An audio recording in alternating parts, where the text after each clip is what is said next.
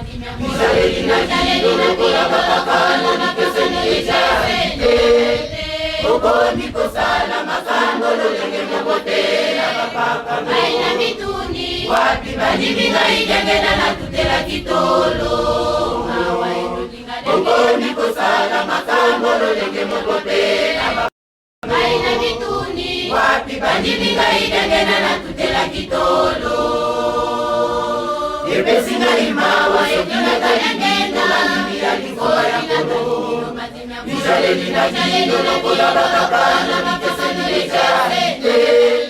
Bokoni kosala makambo lolenge mokote na babaka no. Aina mituni wapi banjibinga ijangena na tutela kitolo. Bokoni kosala makambo lolenge mokote na babaka no. Aina mituni wapi banjibinga ijangena na tutela kitolo. Bojali kokufisa basoni na miso ya kolo Pena miso ya tata na gai Yopango na sika ya lobino na sika kobino Uwasiso bimala bino Olingo mibeko misala na tikela kibino Ya wonetela ya lobiko Osiliko kwa kisa yango Awa Olingo mibeko misala na tikela kibino Ya wonetela ya lobiko Osiliko kwa kisa yango. Bojali kokufisa masoni na miso ya kolo Pena miso ya tata na gai Lupango na sika ya lobiko na sika kibino Uwasilisa kumana bino Olingo mibeko misala na sikela kibino Ya onetela ya lobiko Osiliko kwa kisa yango. Olingo mibeko misala na sikela kibino Ya onetela ya lobiko Osiliko kwa kisa yango.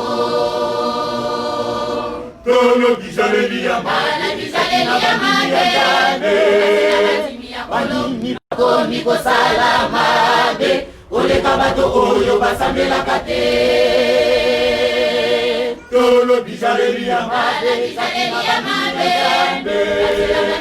Wanini bakoni kosala mabe Oleka bato oyo basambelaka te. Elobeli madekilobile koboko na kati na bandimi ya kolo Kule wazomi madali kotangela badiro bodiki kobomana te. Tala makambo ya soni kozali kosala Sole jali mawa Awa kolingi kobomana te. Libeko ya lingoma bazali kotangela kabino Kaka koima ima Awa etonika makambo ya soni kozali kosala Sole jali mawa Awa kolingi kobomana te. Libeko ya lingoma bazali kotangela kabino Kaka koima ima Awa etonika ikangena. Sikolo lulenge ya mandimi ya boye Atako liki bobongwana Bolingi kobongwana te. Ataki bazemisa tolako Yonga